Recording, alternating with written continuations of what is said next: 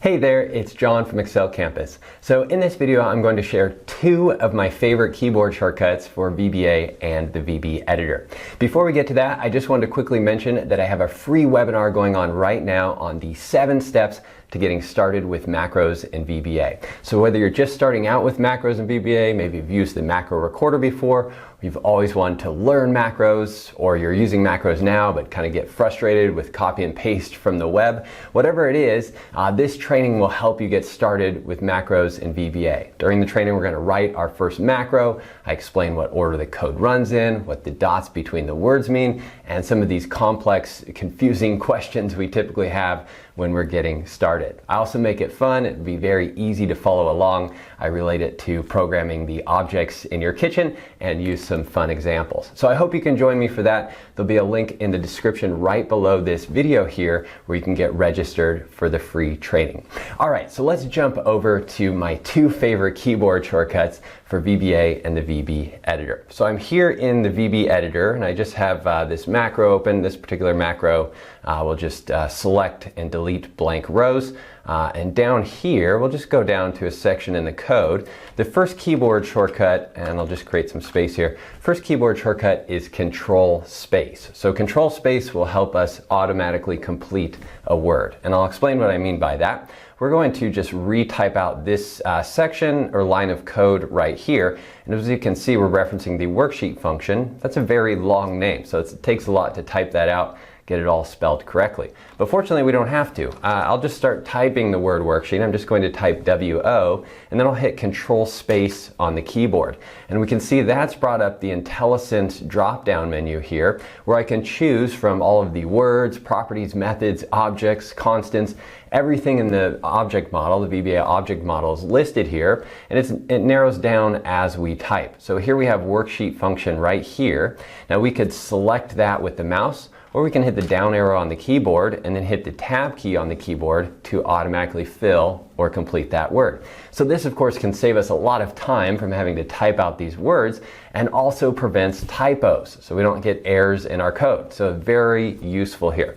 Now let's continue typing out this line of code. So we'll again have our Intellisense drop down here. We'll choose Count A, tab into that, open the parentheses, and we can also use Control Space for variables. So up here at the top of my code here, I have some variables declared right here, and you can see I've prefixed them all with the RNG prefix here. You don't have to do that, but I'll show you a little shortcut here that will again save you some time. So we'll go down here to our line of code, and we want to reference this variable here like we have up here, which is this RNG row variable. So I can start typing RNG, and then again I'll hit Control Space, and here I'll get a list of all the variables that have been declared in this particular procedure, or this module, or project, depending on how you're declaring your variables. But all of our variables are listed right here, and then again we can just arrow down, tab into that, and fill the variable name. So we don't have to worry about making typos, and if you want to use long descriptive variable names, that's absolutely fine with this. You don't necessarily have to type them all out.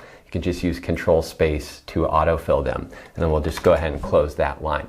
Now the second keyboard shortcut is CtrlJ. And CtrlJ just does something similar to Control Space.